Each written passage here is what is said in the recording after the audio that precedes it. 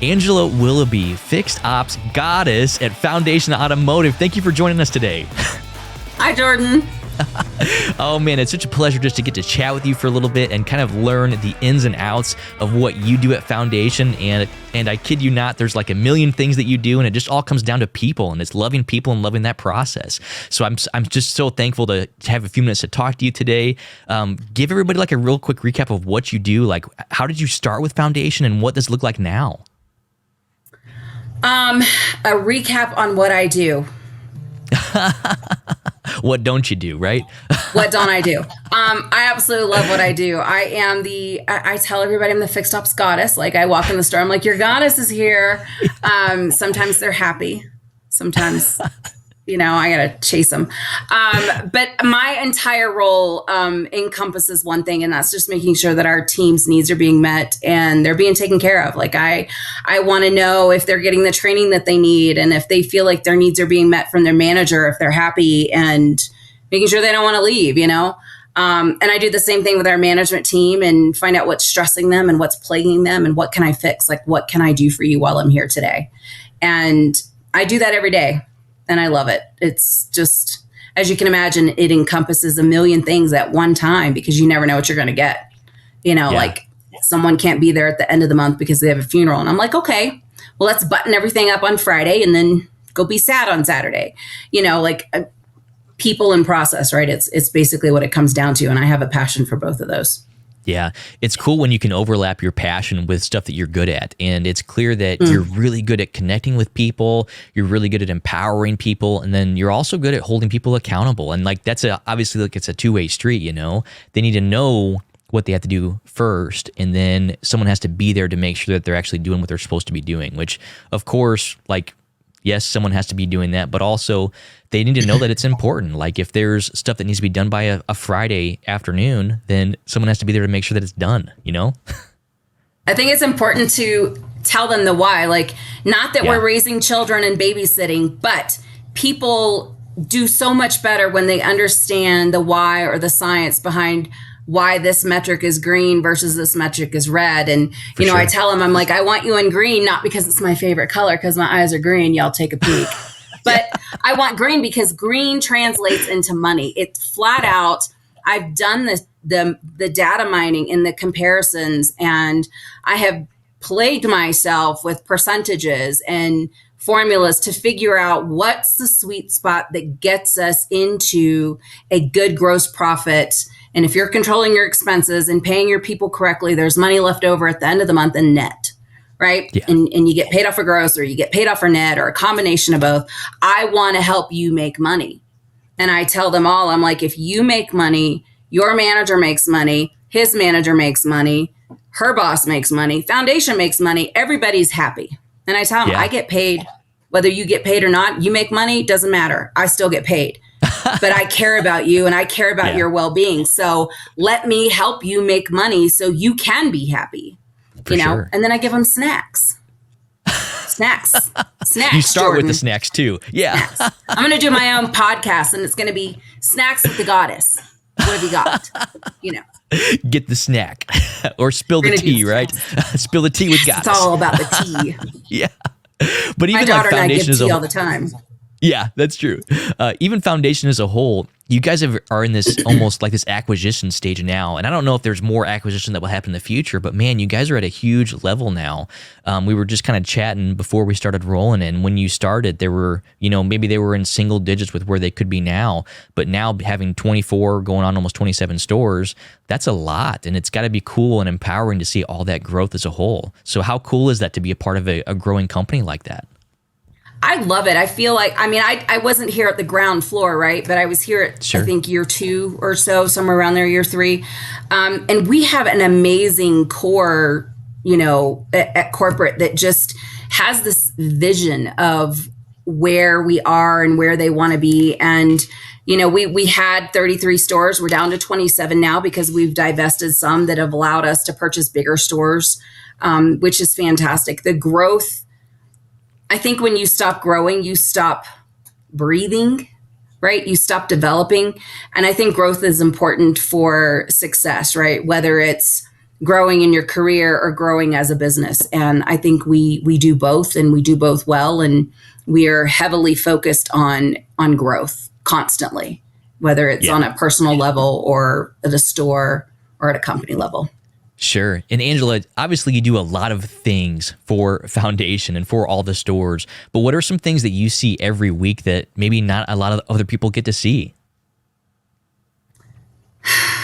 I think as far when I'm in the stores, just that personal connection with everybody, being able to talk about their kids and their families, and, some of them are, have personal issues going on, and I want to check on them and make sure that their pulse is still good. They're still on an even keel, and you bond with people over certain things like, grandbabies and babies. Yeah.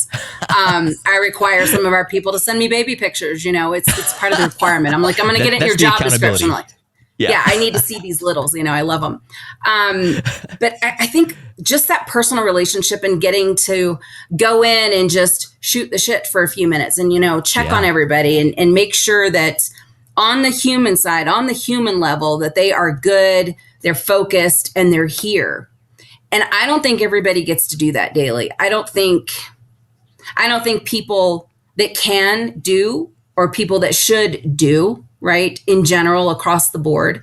And I love the fact that I can do that, and I have the ability to do that, and the desire to do that. I think that's important, to just be a people person. It is, I truly believe if you take care of your people, they will take care of your business, as long as you set expectations, you manage them, and we're all aligned together, right? We're all here for the same reason, and that's to take care of our guests and make sure they have a safe and reliable vehicle to drive, and you make money in the process.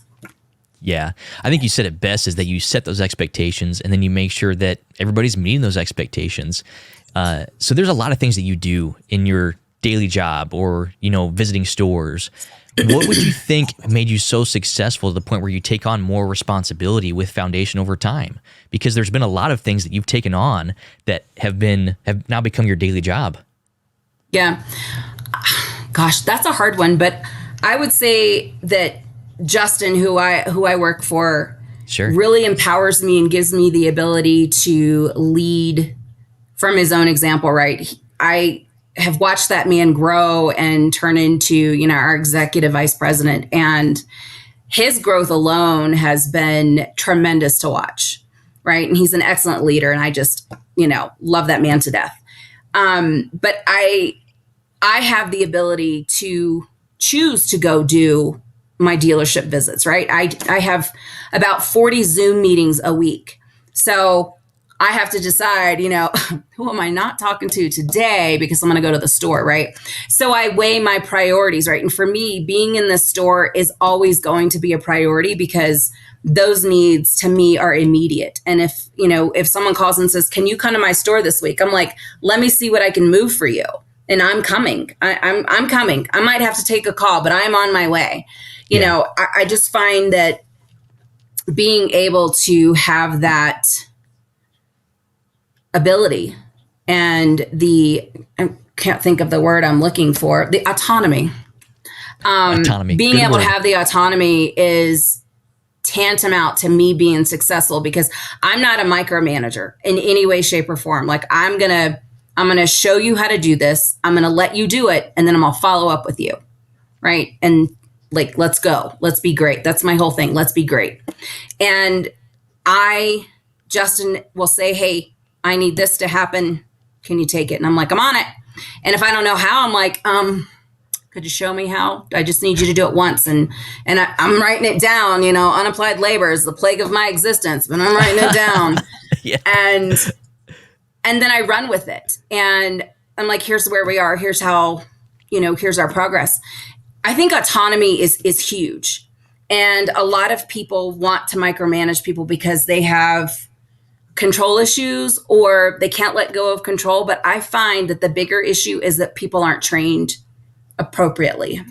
And if you train your people and again, you set and manage those expectations and follow up with them, you don't have to micromanage. And then you can give them the autonomy they need to be successful and feel like they're doing a good job themselves, and then provide that constructive feedback.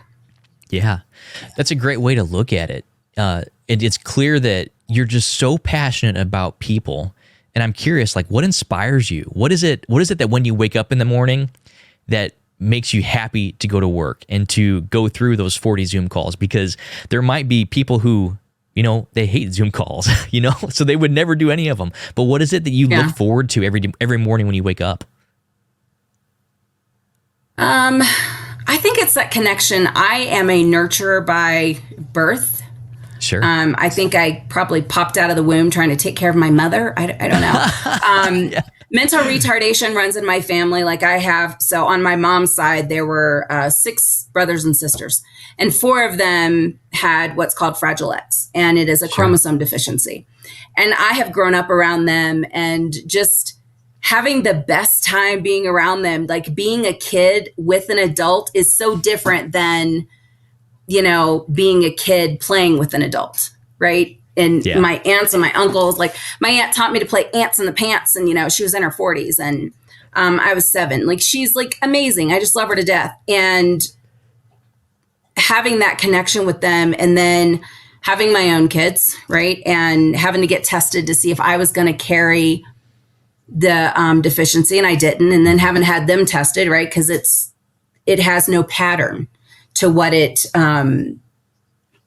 like genetically no pattern. And there's varying stages of it. So like my aunt can read and write, but my uncle, he couldn't. And then I had another uncle who had a stroke at 8. So he had a stroke and his vocabulary repertoire was like none, like 50 words, because it just stopped his brain. So varying degrees, right? And the kids started school and I became a substitute teacher for the autistic classroom. And I said all that to say this: I've always been a nurturer and always wanted to take care of people. So when I ask my people, are your needs being met? I truly care that they're happy. And we do these Friday calls every Friday because, it's Friday call. We do them by region. So everybody in Texas is on this call. And then we do a Colorado call and a Tennessee call. And they're so much fun.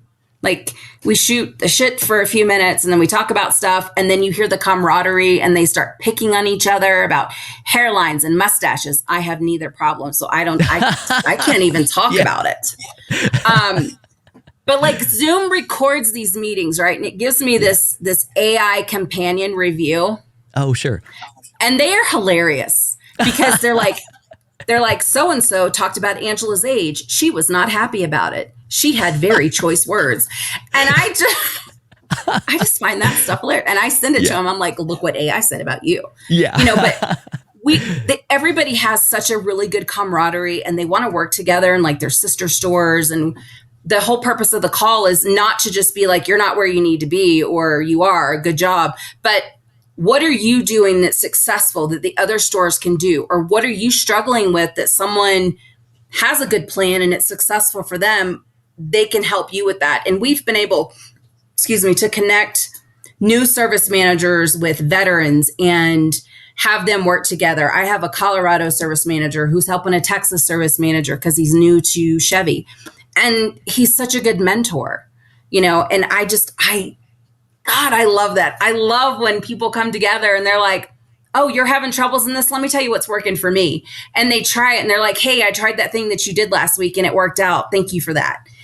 And I just love to see that success. And anytime someone walks away from a call smiling or an email and they're like, thank you so much, Goddess. And I mean, they call me Goddess. I just love it, right? Yeah.